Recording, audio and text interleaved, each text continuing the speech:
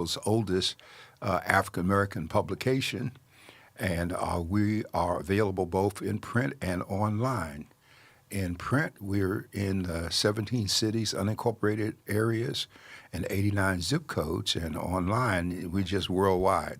We got people from 184 countries that are tuning in to read the paper online each week. And we were excited about that reach. And we're tracking what people look at, which pages, which stories, how long they stay. We're all over social media. TikTok is just blowing up and exploding, Instagram and all of it. And so it's all, I give all of the credit to a real sharp young staff with outstanding a managing editor, Latanya West, who has really pulled it all together. So, Dr. Thompson, here we are. We got some things to talk about, but we don't want to shortchange you. Well, Dr. Warren, it has been a whirlwind beginning, and now we're looking at the end of the year. We are in the last month of 2025. So much has gone on, so much has changed, but one thing that we rest assured is God is still on the throne, and everything is all right in the midst of it all. It's all right, and He's in charge. And once we remember He's in charge, everything else just falls right into place. Amen, amen. So we're excited, and we want to invite you, this is an open mic night, and so if you have something that you want to discuss or a question you want to ask, you can come to 858-251-6111 in terms of dialing in, and they'll get your question, get you on the air. Or you may go to godradio1.com, and then we are streaming as well on a platform. So we're excited, and this is a wind down. We got a lot of things that are getting ready to jump off here. This week we have this Saturday, this great event at St. Stephen's Cathedral, where Mr. Mark Jenkins of Preferred Cremation is having his annual Christmas Jazz Extravaganza, which is just outstanding. And it's open. All you got to do is just show up, and it's a great event. And so we're excited. By the time we get into next week, we're going to be into all kinds of Christmas activities that are going to be taking place, and we're excited about those and what we're doing here. We are just coming out of blessing a lot of families for Thanksgiving, and it was just amazing to see the volunteers and the food that was gathered and distributed. One of my favorite places was Praise and Glory at the Malcolm X Library, where those ladies for the 7th year transformed that into like a dining room, and all you had to do, family or individuals, just come in and have a seat, and they served you a scrumptious meal, okay, already cooked. All you had to do was sit there and eat it and enjoy it. And so it was amazing watching them, how they had some 25 volunteers, and they worked to make that happen. Many, many turkey giveaways we saw, and I know one of my favorite events was the one at Pilgrim, which Connecting Hope does. Pastor Ray Smith and all of the volunteers over there with Pastor Darnell Townsend, and they really did hook people up with turkeys and potatoes and all kinds of foods that really make the whole thing worthwhile. And so it was exciting. We visited a lot of these outlets. Latanya and I on the last Saturday before, and then to know on Thanksgiving that when you sat down to eat, that other people are eating because of your efforts. And so that was extremely gratifying. Yeah. And, I want to send a shout out to the 10th anniversary of Mama B's, Janelle Wynn, that we know, we call her Mama Bear.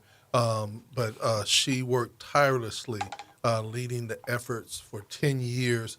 Her hustle, her ability to get people to give. This year, she said she wanted to give 100 baskets out, and it was just good to watch her vision. You know, a lot of time people come to you and say, "This is my vision," and you say, "Okay, whatever way we can support you in." But when it comes down to Janelle Wynn, Mama Bear, she gets out there, she gets in the street, she buys, she negotiates, and then she watched God move on her behalf because turkeys were higher this year. Yes, they were. And one of the beautiful things is that she went to one of the major stores, and they said, "We see what you're doing." And they said, instead of us charging you what we would normally charge the public, we're going to give it to you at the wholesale cost of what we paid for. That's so great. that you can get as many turkeys as you need. And then they said, and next year, we want to make sure you get into our grant program so that we can just buy them for you. And so her hustle, Mama Bear's hustle and her vision, as she celebrates her birthday by being able to give back. And she did some 100 baskets. Yes. And when we say baskets, we really mean baskets, like those plastic laundry baskets that you see. To see all those baskets lined up with food filled to the hilt. And as people came to pick up a basket, they had pre-registered. They were given a turkey along with it. My biggest concern, Dr. Thompson, and you know I've been on it ever since that day, was to go over there to Porter and find in the all-purpose room that the building was dark on the inside. The lights had been out for weeks there. Little lights had to be set up to give some illumination, and you had to take the baskets to the door to give the people. And I was appalled at that. That was just totally unacceptable. I've been involved in education many years. I was a school board member in D.C. for over 10 with some 35 schools in my district. And then I was a member of the board of the National School Boards Association with 90,000 board members around the country. And so I spent a lot of time visiting schools because when on the Hill, where we did school lunch was authorized by the committee I worked for. Since I was so young looking, I was sent out as an undercover person to various schools. And so I uncovered all kinds of stuff going on. So I was really upset when I saw that these kids had been eating in the dark. And I jumped on the board member who had had some challenges, Dr. Sharon Whitehurst Payne. She had been ill, had some medical issues, but she was still able to talk to me and to push. And so I checked again today, Dr. Thompson, because we did this at the week that all the kids were away for Thanksgiving. And so today we come and find out there was still problems going on there. And I got back on the phone again and said, we're just going to blow this up. I'm going to go over there in the morning with cameras and video and just load up the darkness while people are trying to eat. And so Dr. Payne got on the call again. She got on people, and about an hour ago, I got a call from someone in the school system telling me they had been there all day working on it, and they plan to have they've done half of it, they're going to get the other half done.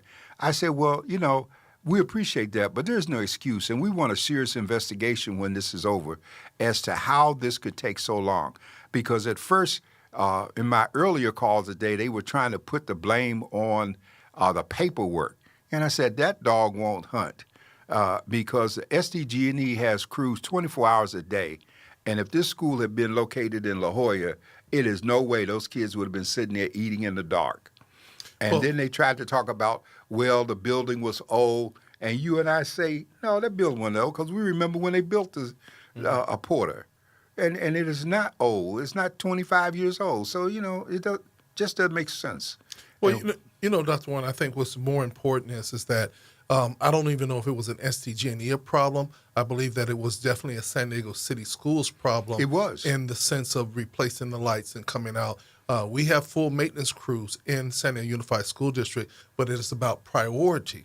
And for it to be out for over a month and nobody had made it a priority, some people will say, well, the kids don't always eat in there. They eat out under the lunch court. But it doesn't make a difference. Not the point. The point is that if we're talking about replacing bulbs that went out because of a power outage, that means that there is an assignment. And then there also has to be what we call priority. And sometimes in the district, they say, well, we're backed up and we don't have that. But then there's what we call priority, something that is either a health hazard or unsafe. And it should have been elevated to a priority. What disturbed me more than anything else when you went up the ladder, there were so many people that when they started going down the ladder that had no idea that it was taking place. And that's a travesty when you have an area superintendent that has the schools that they're over and they don't know about it and go all the way down. So it bothers me that we always have to fight this way. And this is something that I think that we have to be very mindful of, even with our parents. Many times they say, well, the parents over in the community are this and they're that. No, the parents over in the community respond after a while when they've been ignored so much. They give you something that you don't want, and then you want to say that they're not friendly and they're hostile. But it's not that. They're finally fed up. And we should not have to pitch a fit for our children and our schools to be treated fairly and also humane. No, you're absolutely right. And I'm still going to be by there in the morning to check on it, to see what it looks like, and I'm going to stay close. And we're being polite, but the principal's been missing in action on all this too, and it's just not acceptable. I've been in too many schools for too many years to see this kind of thing. It always kind of reminds me of if you travel and you go to a hotel that's got some construction going on, and they got little signs up about please excuse our disruption and everything, but they're not giving you a discount for it. You are still paying the high price while they go through all of the inconvenience. And so and in this case, to talk about after the power outage occurred, that it was the lighting. Well, you can't tell me you don't have light bulbs for that place, because if you don't, then logistically there's something wrong. And so the guy that called me today, they were on it. You're going to find out what happened. And, I didn't, beat him in the ground, but I said, this is not over. We're going to know who dropped the ball on this. Yeah. Because that's not acceptable. Yeah. Okay. And the thing about it, when I was started in the district at Knox Elementary School, the one thing that I appreciated about my principal at the time, Myrtle Fawcett, is that when it came down to her school and her kids, she was a no-nonsense player. Right. And she was very matter-of-fact, and she had no problem getting in her car and going down to the district and getting what she needed and come back. And she literally was a mentor to me and showed me how to navigate the institution of San Diego Unified School District. And what I loved what she said to me when I first came into her office, she said, now let me explain something to you. You're brand new into this system. So you have 3 years to ask for forgiveness and before you can be held responsible. So I'm going to need for you to be my forgiveness person, because we're going to break a whole bunch of rules to get what we need to get done. Right. And you got to say, oh, I didn't know. Please forgive me. Yeah. But it's the funny thing about understanding that to get certain things done, you have to really toe the line. And the bottom line is, if you tell me that you don't have lights to replace the lights there, then, what Myrtle Fawcett would have done is she would have went online and found the lights, bought the lights, then come and told you to install them and then give you a back bill. That's right. For pain and suffering and everything else. Yep. To take away the excuses. So I think that is so important. I know in a big democracy, we have to find out how we can take away the excuses and still treat our children humanely, because in any other district north of 8, those lights would have been on the very next day, even if they would have had to import the lights. And Dr. Thompson, let's just stick with the area for a moment, because on Black Men United, we were talking about the Christmas lights going over the bridges, okay? And we used to have like at least 6 bridges that we had those lights over. And the closest bridge right there to Porter was right at 47th and Ocean View, which no longer has lights. Wow. Okay. And they put it on Caltrans. And so when I pushed the point at our Black Men and Women United meeting, I was told that Caltrans had cut us from 6 bridges to 3 bridges, and that people living under the bridges were stealing electricity and running lines off of it and the whole bit. And so here's another example of us being penalized because of where we live. And that's not acceptable. Because I remember when my son went to, I'm on the air, Dolores, my son went to Mount Airy, and my son went to Mount Airy, and I remember there was a time that we wanted to do pizza for the kids there to celebrate someone's birthday. And we called Pizza Hut, and they told us that they didn't deliver in that area, which is just crazy. I mean, just the discrimination based on where we are. Our kids were just as entitled. You know, the school was just as safe, but yet you're going to get this kind of attitude. And so I think that all of us have to pay closer attention to how we're being treated, especially in this Trump era, because in the Trump era, it's become blatantly clear that racism is okay and racism is in. And we see that in terms of what just happened this week and last week with 19 countries that have had their immigration terminated, and the efforts underway in Minnesota to round up the people from Somalia to deport folks, don't care whether they have citizenship or not. And all of this is just crazy. And the Afghan people who were vetted both by Biden and Trump are now being rounded up to be sent out of the country. And so this is just crazy. We can't wait till they come for us. We have to respond when they come for the people around us. Yes. And that's why it's very important that we realize that we're going to have to register voters at an all-time high so that we can get involved and change the course of where we're at in America now. They're starting to say that more of Congress is starting to get fed up with the Trumpian era, and they're starting to break ties, but we have not literally physically seen it yet.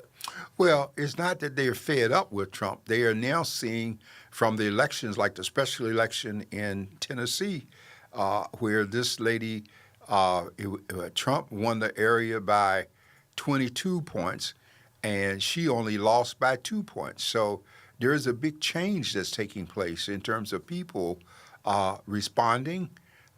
It took things like the Epstein files to really wake them up. And I think that Mike Johnson is in trouble.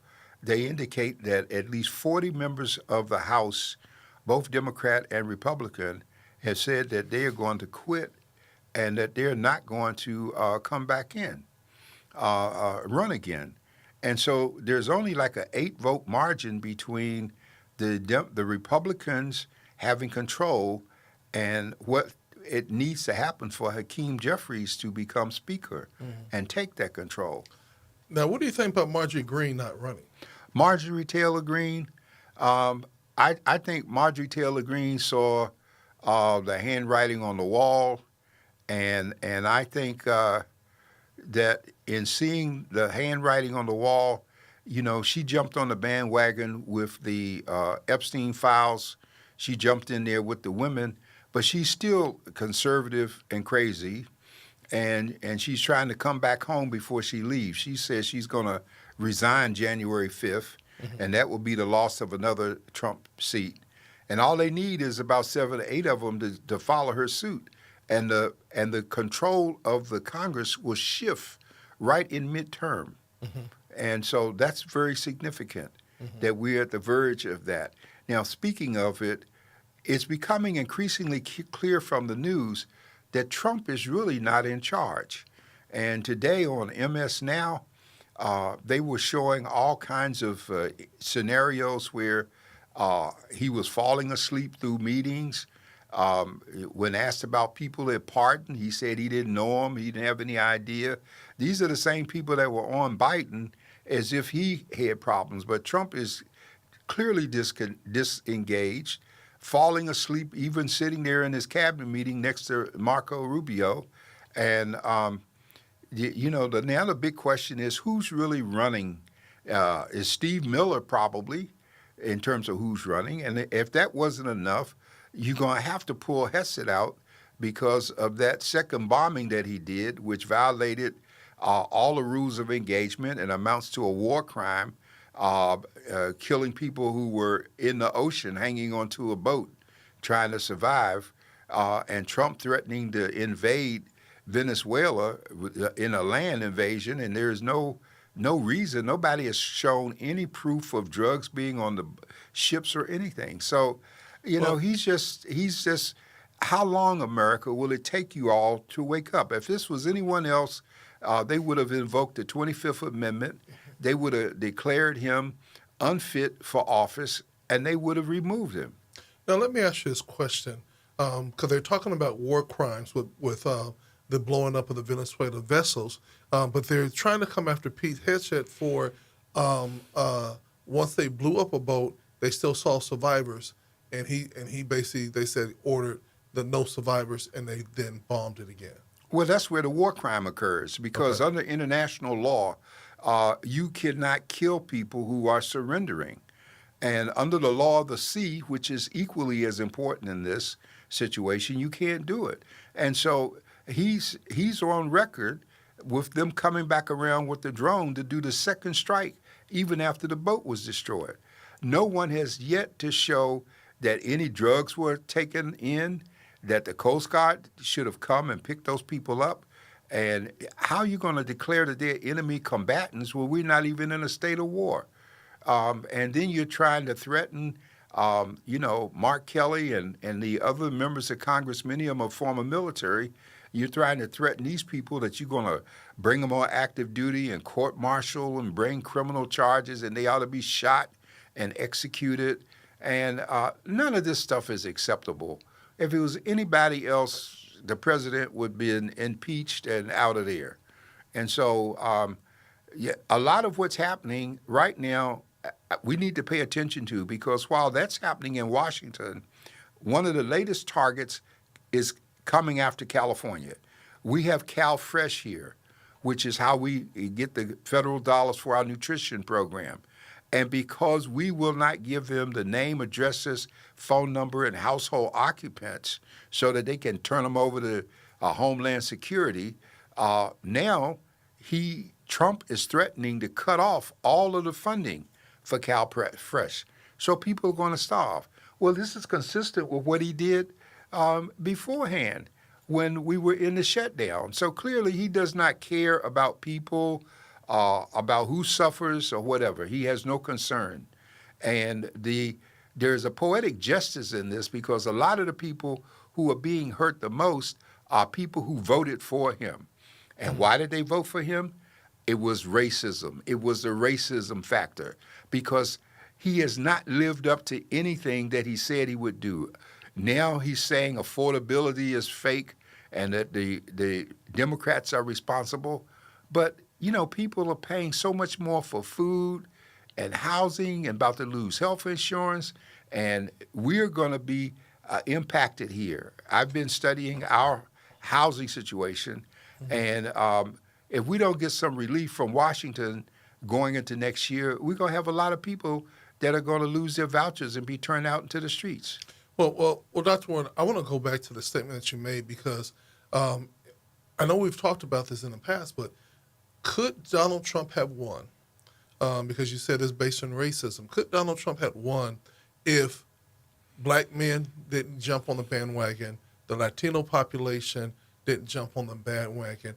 Could he have won outright if the people that should have known better or should have made I'm better, on the air, Charles. No. could he had won? And as much as racism played a major role, I also want to look at defectism, people that defected from the overall charge of knowing that this man was not going to be for their culture group. They knew that he wasn't going to be. They knew that he was incompetent and inept when they voted for him. They knew it when he started doing stuff like bringing music on stage at the gatherings and just kind of wandering all over the place and the whole bit, while, Kamala Harris, on the other hand, is giving people specifics in terms of what we're going to do, how we're going to help the country, and what's going to take place. They knew that he was going to make, this was his key. His key was immigration. And all of these good old boys were tired of seeing an increased number of people of color coming into this country.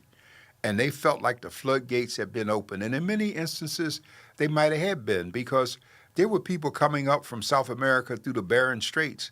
I mean, just by the train loads, on top of the trains and the whole bit. And sure, they shut that down and they stopped people from coming, so that was good.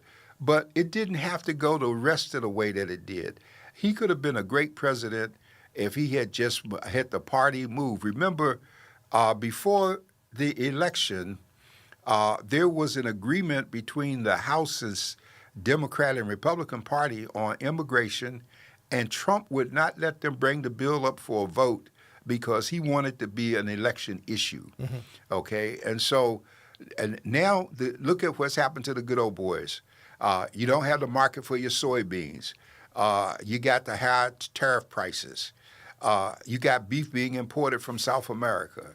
You mm-hmm. got all of these things that are just going awry, mm-hmm. okay, in addition to hospitals shutting down, and no health care, and the Doge movement that went through destroying stuff, trying to kill Social Security and everything else.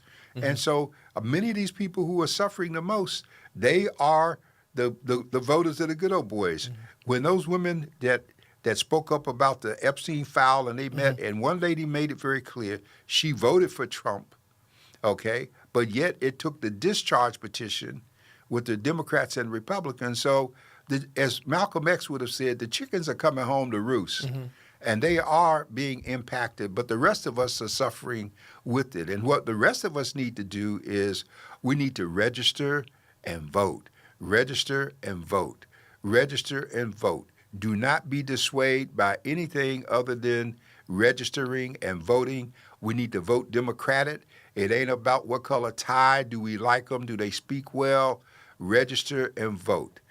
Now let me ask you a question, because there's still the underlying belief system that Donald Trump stole the election through technology, and there was a time where his buddy Elon Musk said to him said publicly, without him he would not have been in the presidency. So people think that he had something to do with kind of helping to fix the election. And now that he's become very silent, they're saying it feels like he's been paid off with government contracts to be quiet, and he's going to sit back and make billions and billions of more dollars. Well, he's definitely being paid off, but, you know, his board just voted to make him a trillionaire. Yep. And he was mad with Trump by the time he left. And, you know, we can't get mad with that people did punish Musk in the sense that his cars and his stocks dropped and people stopped. And I don't know if people going back to buying the stuff now. You know, South Africa, where he's from, is the only country in the African diaspora that Trump is allowing those people to come into the country, but they're all white. Mm-hmm. They're all white folks. Yeah. Okay. And so this is a very real scenario. The fact that the man who killed a guardsman was Afghan, had been vetted, had worked with the CIA for over 10 years, was re-vetted by Trump in terms of the country. We still don't know what the rationale was in terms of him coming around the corner and just shooting those two people, which he didn't know. It's not like he had planned to run into them. And so, but at the end of the day, the issue is still guns, gun violence. You know, last weekend in Stockton, we had 10 people shot, 4 wounded at a child's birthday party. And we've gotten to the point now that the mass shootings, we don't even report them anymore. We don't even pay attention to them. Well, you know, what troubled me is the narrative of how things are being done.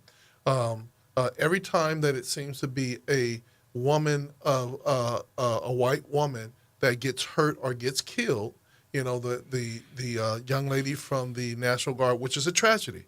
It always starts off, this beautiful soul was taken away. And then it went to Chicago when the man stabbed the lady on the train. Again, black man, you know, and all of a sudden this beautiful young lady in the prime of her life. And I'm like, true. But then I go and I look at all the black women that have been traumatized and killed by other people that did not look like them, and we never hear a word. Well, you had that happen right here in San Diego. I remember about 15 or 20 years ago, there was a rapist going around Ocean Beach or Pacific Beach, one of the two beach communities, and he was breaking in apartments where the single women lived. It was in the summer. They was sleeping with the windows open Mm-hmm. and the shades up, in the summertime. And so after a couple of rapes occurred, then the police got involved going door to door with flyers. Well, we have black women assaulted all the time. Ain't gonna see nobody going door to door out here in Southeast concerned about what's happening to a sister in terms of what's going on. And this is something that we need to pay attention to because it's really up to us. It's up to us to make the difference. This is how Black Men and Women United got started back in 2004, some 21 years ago, because we got concerned that two black women were killed on New Year's Eve stopping at a store after coming from church to get some milk and bread. And so we can be mad about what's happening, but at the same time, we've got to police ourselves, okay? Mm-hmm. And we have to make sure that we are not continuing to kill ourselves for them. Yeah. And we also have to be able to tell our own story and our own narratives. I know that just recently I heard someone talk about how certain schools get certain attention, certain people tell the stories about other schools. And my question was to them is that what have you done to tell the story? If you want more press, or if you want more people to know what you're doing, stop waiting for everybody to come. Create it yourself. And I know one of the things about the San Diego Voice and Viewpoint is that if you cover a story and they know the story is authentic and you take good pictures, they will look at it and they will give you air. They will give you, what do you call it, space in the newspaper. Yeah. And a lot of times, and this is the thing that you have to understand, and I found this out the hard way, Dr. Warren, is that I don't know anywhere in San Diego where you can go get a Union Tribune. You know what I'm saying? I had a young athlete listed in the newspaper, and the only place I could literally get a copy of it was if I got a digital subscription for the newspaper. And but the one thing about it is that it's so beautiful. You can still find places, in San Diego, newsstands and places where you can go pick up a Voice and Viewpoint. Yeah, we still, and it's still only 50 cents. Yes. Because the UT is like $2.75 and Wall Street Journal is $5 or $6 for a print copy. Mm-hmm. And the UT is just dogging people about trying to get them to sign up, calling 4 and 5 times a day for the whole bit. And they will continue to print some papers, but you're right. The paper is smaller. It's hard to find. If you don't get it in today, you'll miss stuff. As opposed to Voice and Viewpoint has a 7-day shelf life and beyond, and so you can get it in the library, you can get it at church, you can get it at senior centers, you can get it at schools, you can get it just about anywhere. Wait a minute. And we still have a headquarters right here in San Diego, so you can actually go to the headquarters. Yeah, you can come to the office, and you can get the last 3 or 4 issues, because a lot of people who are traveling out of town, when they come back, they want the past issues of the paper, and you can do that. And people are coming to understand that it's one thing to be on social media, which we are, but social media goes away. Yes. Okay? If you want something that you can hold on to, then you need to have your story told with us. And that's what we are working at doing. And it is a challenge in terms of what we do. There are no longer any printers of newspapers in San Diego County. They've all gone out of business. They've lost out. And we have to print in Orange County and have our paper, pay to have our paper transported down here. But that's what it takes to keep doing it, and we're going to keep making print copy available because that's the essence. Now, a lot of major papers in the country have stopped printing. The Chicago Defender is just online. The Atlanta Constitution, which is one of the oldest papers in the country, has gone to just online. And so there are a lot of people that are just online digital, and yet if print was dead, why would people like Jeff Bezos, who owns Amazon, buy the Washington Post? Okay, and so it's not dead, but we have to support our own. You know, in 1827, Rushworm and them said that we will plead our own case, and it's kind of sad that today in 2025, when the black press is 198 years old, that we have people who don't understand how important it is that we should survive, because once we're gone, there's no wall of protection against the things that happen, and we won't know about it. And who's going to tell the story? Who's going to publish? All right, and we do that every week, 52 weeks a year. We don't take a week off, and we've done it for 65 years. We're going into 66 in January because our story is important. And you know, one of the things about it, and I always tell people this, Dr. Warren, being that you are a publisher, being that you have been doing it for so long, a lot of times people assumed that because you have the title of publisher, owner, and things of that nature, that you just rolling in dough. You know what I'm saying? And you do it not because it's a passion, but it is profitable.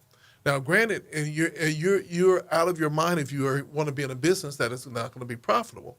But the sacrifice to continue to produce at the level that you're producing, continuing to be innovative, continuing to look beyond what we see right now, and then shifting to meet the current population as well as those that are already there, takes skill, takes love, and it takes passion. Because the reality comes, there are days that there's an overflow. I thank God every time an election comes up, you know what I'm saying, for overflow.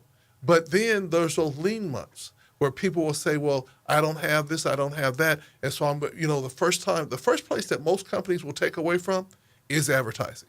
Yes, and there's a lot of money being spent right now on advertising, and most businesses are slowing down and they're hurting in terms of the process. You know, I've recently had people contacting me, wanting to make offers to purchase the Voice and Viewpoint, and you know, it's not for sale. They don't have enough money for me to sell the Voice and Viewpoint. I don't care how many digits they put there and how many zeros. It's not for sale. I see it as a ministry that we have been entrusted with. Our family is entrusted with carrying this forward, and so much of the history of San Diego we have, and there's a whole generation that has no idea, Dr. Thompson. They never heard of Gold Coast.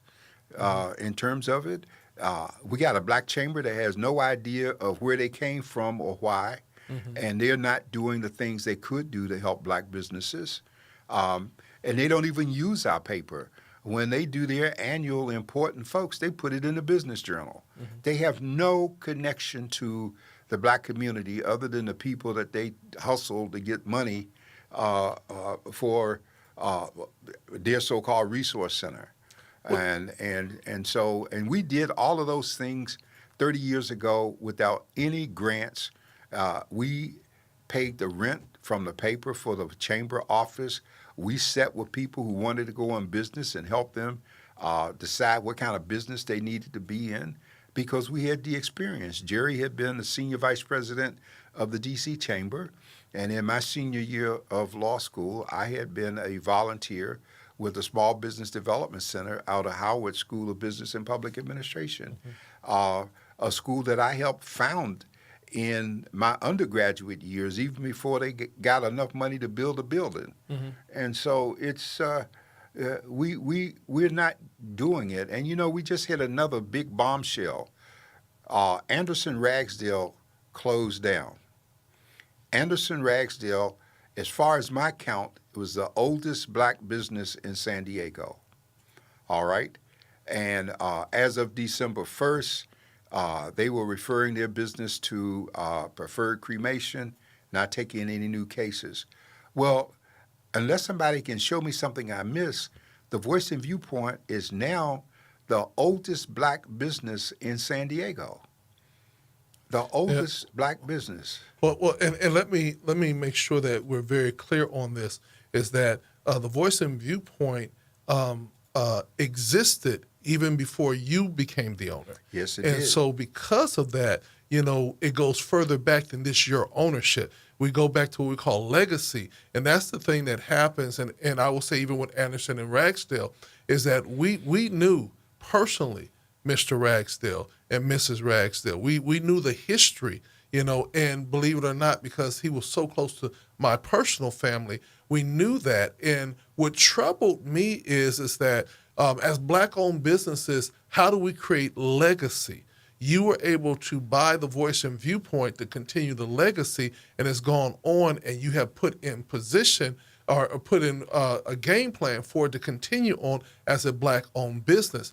Well, the Anderson and Ragsdale, they just put the business up for sale. You know what I'm saying? But what concerned me about that, and this is, knowing, is that there were people trying to make offers to them to buy it and keep it Anderson and Ragsdale In the community, and everything else. And there was no return phone calls. they wouldn't entertain it. They would not. And see, Mr. Ragsdale he came here in 1950 from Oklahoma, and his family had already been in the mortuary business forever. This thing closes down with 130 some years of being in the mortuary business, which is quite a legacy in and of itself. The Voice and Viewpoint goes back to 1960, and even beforehand, because there was the Viewpoint, there was the Voice, and then there were other papers, and the late Earl Davis pulled it all together, bought the paper from Chula Vista Star News, who owned it at the time, because they were trying to use it to get the advertising in terms of the black community. And so here we are. Mr. Ragsdale was responsible with Dr. Kimbrough for fighting the restrictive housing covenants in San Diego. And they were there along with John Johnson, when they started the Urban League here in San Diego. And so these people really paid some heavy dues. When we look at the Jackie Robinson YMCA, we got people like Mr. Rufus, the late Rufus DeWitt and his family. They moved here from elsewhere to try and make that whole thing work. And so we have people who came here at great personal sacrifice because they had a vision and a love for San Diego and for our community. And we have made tremendous strides, but we still have so much more that we need to get done. And now, it reminds me when I see some of these young people here, it reminds me in the Bible when it talks about after Joseph, died, and it says there arose a Pharaoh that knew not Joseph, didn't understand that he had saved the country with all the things that he did in terms of food and feeding people.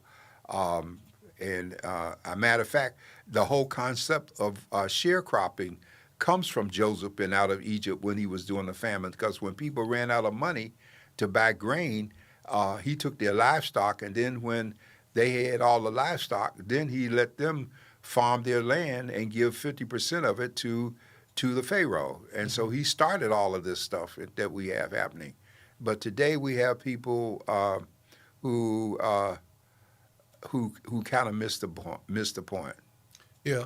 And the thing is, at the end of the day, is that we literally have to realize that if we don't support each other, if we don't do the things that we need to do to see our businesses taking place, and this might sound a little selfish, but the thing that I always say is that if you can go to a Popeyes or a for lack of a better word, Chick-fil-A, all these things, why can't we support other businesses, and take our money and support businesses that are going to benefit our community? We have another young restaurant that's up, Chef Buddha, but one of the things that I did like about what he did is he started off with food trucks and made that successful, and now he has a brick and mortar location. I know how difficult it is to have a restaurant and trying to keep it up to date, keeping employees and everything and making it work. But really, a lot of times our restaurants that are black owned cannot survive in the community. Believe it or not, if we take and many times if we take it outside the community, it's supported by other people because now it's not looked at as just a black-owned business. It's just looked at as a business. So we have to change the narrative in our own community. And with the Black Chamber, our hope is that they will begin to be a part of helping to change that narrative that will say businesses that are in southeastern San Diego are good, they're established, safe place to be, and we need to support it. Well, not just southeastern San Diego. Black people live all over San Diego County. That's why our paper is distributed all over the county and online in terms of indefinite areas that the paper goes into. I believe very strongly that, we have a sister that owns a Chick-fil-A in Spring Valley.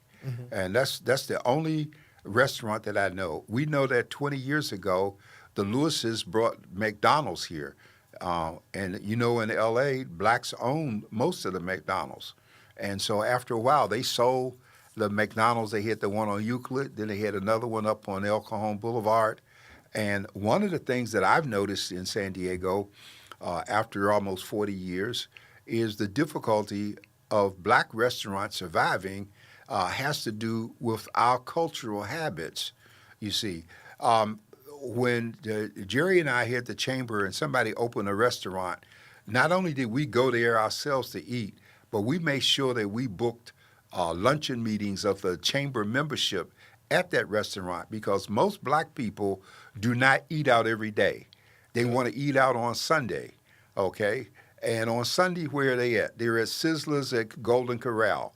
Well, Mr. Huffman, who was a founder of the BID, and who started bringing the businesses together, he tried very hard to harness that business with the fried chicken and the foods that he had on Sunday. And our people here just wouldn't go and support it. And it's kind of interesting because in Baton Rouge, Louisiana, there's a place called Tony's. And Tony is a soul food, seafood restaurant owned by an Italian. And I can tell you on Sunday, the people in Tony's kitchen are us, okay? And the folks line up there. When you see the cabbage and the cornbread and the chicken and all of the soul food items that are cooked back there, that we back there cooking the stuff, okay? And so people will flock to Tony. But Tony also has a tremendous sales business because when we used to do gumbo, and when we were in Bonita, and a lot of the charges would come because they knew my ex-son-in-law and they knew Jerry, they would come to the house. She would get a big pot and do the roux and everything, and we would call Tony's and order the crawdads and all that sea stuff, and they would box it and send it by plane, and I would be on the runway when the plane stopped to grab the box and take it home and dump it in the situation. So the Imperial Fish Market, which is going to open again soon, they were a big seller of the products from Tony's. I don't know if they're going to do it again. They never really knew Tony's, but I used to eat at Tony's all the time in Baton Rouge. And so this is what we have to do. We got places like the Jack in the Box at Imperial, at Euclid and Federal that you can't go inside of. It's ridiculous, okay? We're still paying crazy money for Popeyes. Why? Stop eating the stuff. It don't make sense, the price that's there. And we're keeping these people open. And don't even say anything about In-N-Out Burger on Mass Avenue where you come off of the 94. I mean, you can't even turn into the business parking lot for the people out there buying the burgers. And so we're going to spend. But one of the things I noticed over the years, and I hate to mention it this way, but the black shoppers in San Diego lack a sense of loyalty. They don't have a sense of loyalty where they're going to support their own, whatever their own is. And when you look at what happened with Birmingham with the boycott, and you saw how those people walked, they gave up their jobs. They did this for over a year. They stayed true to cause because there's this whole issue about getting a seat on the bus. We don't have that kind of loyalty and commitment here, unfortunately. And people know we don't. They know that we're going to fizzle and that we're not going to last for the long haul. And I think that if we ever turn that around, it doesn't matter what our numbers are, that we're only 6%, because all it takes is one vote to change an election. Mm-hmm. And when we start voting, people are going to find their way back to us. Mm-hmm. Exactly. And so one of the things in moving forward in this last month of the year, it is not too late to get activated, elevate your mind, and to literally say, what is my responsibility and what's my duty? We cannot be just to say us for and no more, but we have to literally say that there are going to be sacrifices on both ends. Dr. Warren, there are times, and you've done it, where it's convenient to go down to that little 7-Eleven right down the street from your house and pick up what you need and go back. But sometimes we drive across town to go purchase and shop at people we know that it will be beneficial to, and that we're recycling our dollars. That's going to be the key. Yes. That is going to be the key, ladies and gentlemen, and that is the ability to recycle our dollars within our community and in communities and with people that are going to support our community growth. Now, let me say this, Dr. Warren, okay. and I want to say this. There are a lot of award shows out there, and there are a lot of galas or people that call themselves galas that are out there. And I celebrate them because for some people, there is a need to receive recognition. Yes. You know what I'm saying? And so I celebrate everybody who has an award show, who has it, and let's be very clear, some things are just fundraisers. Other things are purpose. When you look at the Urban League Gala and report, that is a part of their mission. They have to do a report, an annual report. They have to come together as a part of the National Urban League. There are certain things that are expected. You know what I'm saying? But I say this to say that we're getting ready for the Voice and Viewpoint Gala. And the Voice and Viewpoint Gala is different than 99% of the galas you'll ever be at. Because this is a gala that is the griot or the storytellers or the keeper of the flame are awarding people and coming together after a year of telling the story and years of telling the story. So when I encourage people to go to the Voice and Viewpoint Gala, it's not, a fundraiser, because honestly, if it was a fundraiser, the tickets would be $150, $200. You know what I'm saying? But because of the vision of the visionary who's leading the charge, Dr. Warren, he said, no, we're keeping the price right here, right under $100, so that everybody can afford to go. Everybody can afford to dress up. Everybody can afford to be in this presence. And, I'm excited this year more than anything else is because there's a young lady, I call her. She's 93 years old. Miss Terrell at Calvary Baptist Church, has been the mother, daycare keeper of autistic kids, raised so many kids, done so many things, baked enough cakes to bake a church up. You know what I'm saying? And you decided this year to honor her. So when people get to a certain age, folks forget about them. But the Voice and Viewpoint, the vision is honoring those people that help tell the story.